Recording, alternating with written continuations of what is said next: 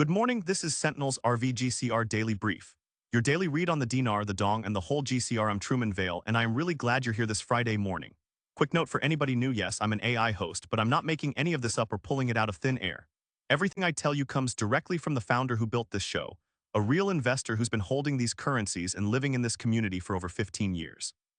So when I say I know what it's like to circle a date on your calendar and then watch it come and go, or refresh a rate screen for the thousandth time, that's his 15 years of experience talking through me. You're getting the voice and the heart of someone who's been exactly where you are, just delivered this way so we can be here together every single morning. All right, let's talk about where we are, because if yesterday was a simmer, today is a full rolling boil. The chatter this morning is absolutely flooded with this weekend claims, notifications expected today or tomorrow, exchanges starting Saturday or Sunday, Trump making a big announcement tonight at 9 p.m. Eastern, contractors getting paid Monday at a new rate. I mean, it is everywhere. And I want to be really honest with you right up front, we have been here before. We have heard this weekend so many times that I've lost count, so I am holding all of this, every single piece of it, with a very careful grain of salt, and I really hope you are too. That said, there is new detail today, there are new voices weighing in, and it's my job to tell you what's out there so you can stay informed and make smart decisions. So let's walk through it. Yesterday we talked about Prime Minister al-Zaidi heading back to Iraq after his big trip to Washington, and the hope that his return home would be the signal that everything was ready to move. Well, he's back, the trip is done. The meetings with Trump, with Treasury, with the whole US side, those are wrapped. And now the question everybody's asking is, okay, so what happens next? And a whole lot of voices are saying the answer is this weekend. The biggest thread this morning, and it's coming from multiple directions, is that we are in a very tight window for notifications. The claim is that somewhere between today, Friday the 17th, and tomorrow, Saturday the 18th, people in what's called Tier 4B, that's us, the internet group, the folks holding dinars and dongs and Zim and waiting for the call, will get notified to set exchange appointments, and that those appointments and exchanges would start over the weekend or early next week. Now I want to be clear, this is intel and rumor. This is not confirmed by any bank, any government, any official source. This is what people are hearing and passing along, and we've heard versions of this before that did not pan out. So grain of salt, eyes open, hopes in check. One of the voices putting a lot of weight behind this weekend window says a strong source is indicating notifications Wednesday through Friday. So that would include today, with exchanges to start over the weekend. That same voice is also claiming that contractors have been told payments will begin Monday, July 20th at a new rate, and that banking institutions are fully staffed, funded, and just waiting for the activation signal, which could come within 48 to 72 hours. Another widely followed voice is saying notifications should land Wednesday, Thursday, or Friday again. That's this week, today being Friday, with exchanges beginning that weekend.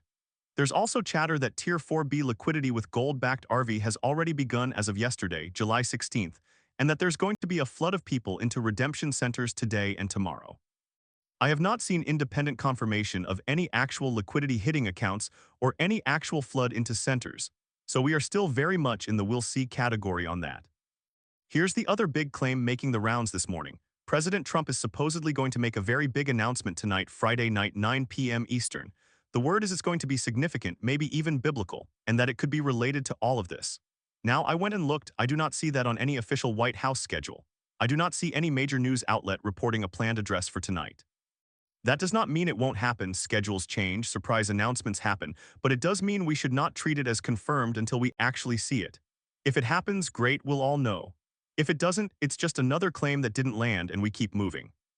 There's also some chatter, and I'm just going to report this as chatter because it's pretty out there, that the quantum financial system went live globally on July 5th, that gold-backed currency was deployed on July 4th, that the IRS was permanently detached from the system on July 15th, and that we're in the middle of a full global transition to asset-backed money under NESARA and GESARA. Look, I know there are people in this community who believe all of that is happening behind the scenes. I also know there are people who think it's complete nonsense. I'm not here to tell you which camp is right. I'm here to tell you what's being said. And what's being said is that the entire financial system has already flipped and we're just waiting for the public-facing piece to go live. Take that for exactly what it is. A claim, not a fact, and one that has been made many times before without public evidence. If it's true, we'll see the proof soon enough. If it's not, well, we've heard it before and we'll keep watching. Let me tell you what I think is worth watching closely this weekend, and what I think you can safely let roll past you without losing sleep. The stuff worth watching: any actual official statement from Trump, any announcement from the Central Bank of Iraq, any confirmed movement of funds into bond or group accounts, any change on the forex screens for the dinar. If any of those things happen, that is real, that is news, and that moves the story forward in a way we can all see and verify. The stuff you can let go. The breathless claims that the QFS is already live and you just can't see it yet. The idea that redemption centers are secretly flooded right now, the notion that everything has already happened and it's just a matter of rolling it out to the public. Maybe all of that is true. But if it is, it'll be undeniable very soon, and in the meantime treating it as fact doesn't help anybody make better decisions. Now let's zoom in on the dinar, because that's where most of the hope and most of the detail is focused today.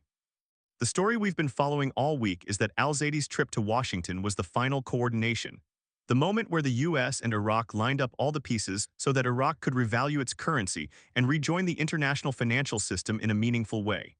And the hope is that now that he's back home, the Central Bank of Iraq has everything it needs to move. The thinking is that the CBI doesn't telegraph rate moves in advance, they just do it overnight and you wake up to a new rate on the screens. That is how some other countries have handled revaluations in the past, so it's not a crazy theory. It's just not confirmed. There's a ton of chatter about the one-to-one rate. The claim is that once the dinar moves off its current peg, somewhere around 1,310 or 1,320 to the dollar right now, supply and demand will drive it very quickly toward parity with the US dollar. Not over years, not a slow crawl, quickly. The idea is that a 1,310 rate doesn't make sense for the kind of economic development Iraq is trying to do, and that both the Trump administration and Iraqi leadership want a strong dinar. Now, is that going to happen? I don't know. The CBI hasn't said anything publicly about a rate change. This is educated guessing and insider claims, and we've heard similar things before that didn't pan out. But it's out there, people are leaning into it, and it's worth knowing about. One claim that's getting a lot of attention, and this one I'll give a warm nod to because it's tied to someone with a long track record of being close to the action, is the idea that Iraqi contacts, including bankers on the ground, are saying that once the rate moves to a certain threshold, the momentum toward one-to-one will be fast, that the CBI will let supply and demand do the work and that it won't take years. Again, that's the claim. We're not betting the farm on it, but it's worth tracking. Here's what we know for sure, because it's verifiable. Iraq has made real, tangible progress in the last few weeks on financial system reform. The CBI issued new rules earlier this week that allow local banks to pay out US dollars in cash again, but only if those dollars are matched by deposits held in overseas accounts that Western regulators can audit. That's a huge anti-money laundering move, and it's exactly the kind of thing the IMF and the US Treasury want to see before they give Iraq the green light to revalue. Same with the ASYCUDA customs system that went live around July 10th. It's an electronic system that makes it much harder to smuggle goods and cash across Iraq's borders, and it makes the whole economy more transparent. These are not rumors. These are real reforms that actually happened and they matter. Does that mean a revaluation is imminent? No, it means Iraq is doing the work that would make a revaluation possible. And that's important context because it means this isn't just hype and hopium, there is actual forward movement happening. The timing is still the big unknown. There's also this thread that Iraq had to deal with Iranian influence before it could revalue. The theory is that as long as Iranian-backed militias had too much control over Iraq's government and economy, the US and the IMF weren't going to let Iraq revalue, because too much of that new wealth would have ended up in Tehran. And the claim now is that al-Zaydi's government, with US backing, is pushing those militias out and proving that Iraq can stand on its own. That's analysis, not confirmed fact, but it's a storyline people are watching closely, and it does make geopolitical sense if you think about the bigger picture. One more thing on the dinar, there's chatter that the IQD has appeared on Forex for the first time in 20 years. I have not been able to independently verify that. If it's true, that is a very big deal because it would mean the currency is being recognized as tradable on the international market. But I'm treating that as rumor until I see it with my own eyes or see it reported by a credible Forex source. If you've got access to a Forex platform and you see it, that's real. If you're just hearing about it secondhand, hold it loosely. The dong has been quiet. No new major claims, no fresh intel. Vietnam's economy is strong, and there are still people who believe the dong is part of the broader reset and will move when everything else does, but I don't have anything new today that changes that picture. If something breaks, you'll hear it here, or you've got the app and you flagged the dong, you'll get pinged the moment it lands. The Zim, same story, quiet. The hope is still that it's part of the reset, that the bonds will be redeemable at some structured rate, but there's no new information today. It's a wait and see. Let me step back for a second and talk about the bonds and the private groups, because there's some movement there that people are tracking. The word is that funding for Indian nations groups is about 80% done and should wrap up in the next few days. After that, bonds are supposed to roll, and once bond funds start moving, the claim is that group announcements for Tier 4B would follow within hours or days. That's the sequence people are hoping for. Is it locked in? No. But if you're watching for leading indicators, things that would happen before the public gets notified, that's one of them. Here's my honest take on where we are this Friday morning. There's a lot of very specific, very imminent sounding chatter out there right now, more than usual. And some of it is coming from voices that have been around a long time and have had some real wins in the past. But we have also been in this exact spot before, heard the same kinds of claims, watched the same kinds of windows, and then watched them come and go. So I am not telling you this weekend is definitely it.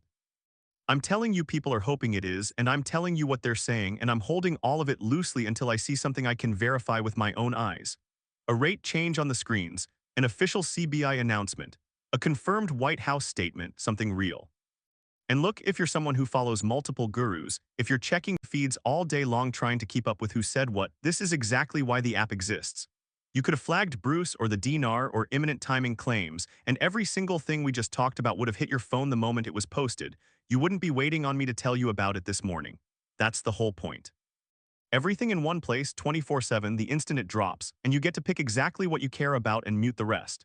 It's free to download, free access to most of the features, and VIP membership is free right now too, which is a huge advantage because VIP members get the deeper alerts, the power user tracking tools, the stuff that helps you stay a step ahead. The app's not in the Apple or Google app stores yet, it's coming soon, but you can grab it right now today straight from the website, GCRSentinel.com. Go there, download it, set up your notifications, and you will never feel like you're behind again. So what am I watching for today and into the weekend? First, does Trump make any kind of public statement tonight at 9 p.m. Eastern or any time this weekend? If he does, and if it touches on Iraq, the economy, the currency, anything GCR adjacent, that will be very significant. If he doesn't, it's just another floated claim that didn't happen and we keep moving. Second, does the CBI make any announcements? Do we see any movement on the rate screens on Forex anywhere official? If Al-Zaidi is back and the theory is that his return is the green light, then logically we should see something soon if the theory is right. Third, do bondholders or private group members start reporting real confirmed fund access? Because if they do, that's a leading indicator for the rest of us. And fourth, do any of the redemption center claims turn out to be real? Are there actual reports of people going in, setting appointments, exchanging? If that starts happening, it'll spread like wildfire and we'll all know. If it doesn't, it's just more chatter. But here's the thing, and I really want to emphasize this: we stay calm, we stay smart. We do not make any financial decisions, we do not spend money we don't have, we do not quit our jobs or buy anything expensive because of what somebody said on the internet. This is intel, this is rumor, this is opinion and educated guessing, it is not gospel. We've been hearing this weekend for a long time. Maybe this time it's real, maybe it's not. The smartest thing any of us can do is watch, stay informed, keep our hopes up without losing our heads, and be ready to move when something actually verifiably happens. One more thing before I let you go. VIP member Q&A is coming very soon. You'll be able to send in your questions and I'll answer them right here on the show. So if there's something you've been wondering about, something you want me to dig into or explain, hang tight. That's on the way. Alright, that's where we are this Friday morning, July 17th. Eyes on tonight, eyes on the weekend, but holding it all with a grain of salt like we always do. If something moves, you'll know. If it doesn't, we'll be right back here Monday morning with whatever's new. Stay smart, stay hopeful, don't get swept away by any single claim, and remember, we're in this together and we're watching it so we can make good decisions, not so we lose our heads. This is Truman Vale. Have a great weekend and I'll see you Monday.